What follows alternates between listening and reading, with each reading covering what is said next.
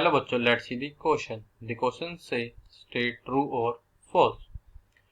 Out of all the line segment that can be drawn from a point to a line not containing it, the perpendicular line segment is the shortest one.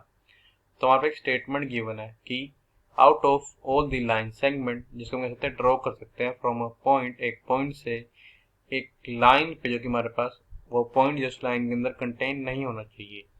तो हमारे पास जो perpendicular distance है वो हमारे पास होती है line segment, जो कि सबसे छोटी होगी उस पॉइंट से।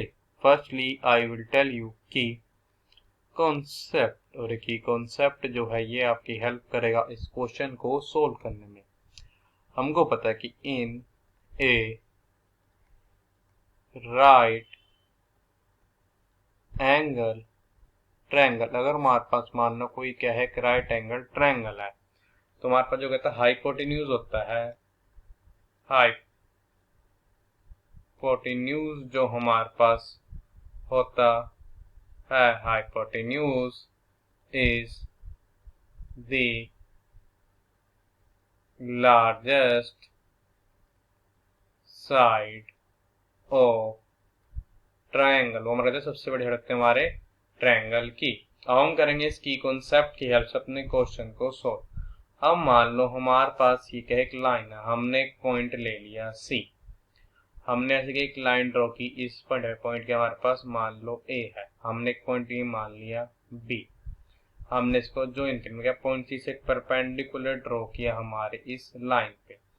अब देखा जाए तो जो ट्रायंगल आएगा इन ट्रायंगल, हमारे ट्रायंगल इस पॉइंट को मान लेता हूँ डी, जब क्या है ट्रायंगल है हमारा सी डी बी में, ये हमारा पॉइंट सी को मैंने किया हमारे पास इस लाइन पे कंटेन नहीं, उसके अलावा मैंने कोई और पॉइंट लिया है। तो यहाँ पे सी डी सी बी हमारे पास होगा हाइपोटेन्यूज, तो जो हमारा सी बी किससे ग्रेटर होगा, ये हमारा ग्रेटर होगा सी डी से। तो जो हमारा परपेंडिकुलर डिस्टेंस है वो क्या, वो हो गया हमारा इस वाले सी बी से छोटा हो गया। अगर आप बात करें हमारे दूसरे ट्रायंगल की, in triangle A C D में, फिर वही ए सी हमारे पास क्या हाइपोटेन्यूज, तो हमारे पास आएगा ए सी इज ग्रेटर देन, ये फिर होगा ये हमारे यहाँ पे ग्रेटर होगा सी डी से। अब दोनों के साथ क्या जो हमारे पास परपेंडिकुलर डिस्टेंस है लेंथ क्या आई है, छोटी आई है, तो क्या जाएगा द परपेंडिकुलर लाइन सेगमेंट हमारी शॉर्टेस्ट वन होगी।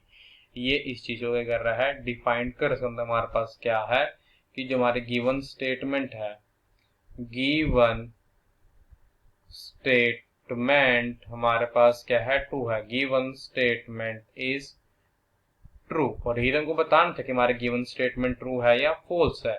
So the final answer is given statement is true. I hope you understood it well. All the best. Thank you.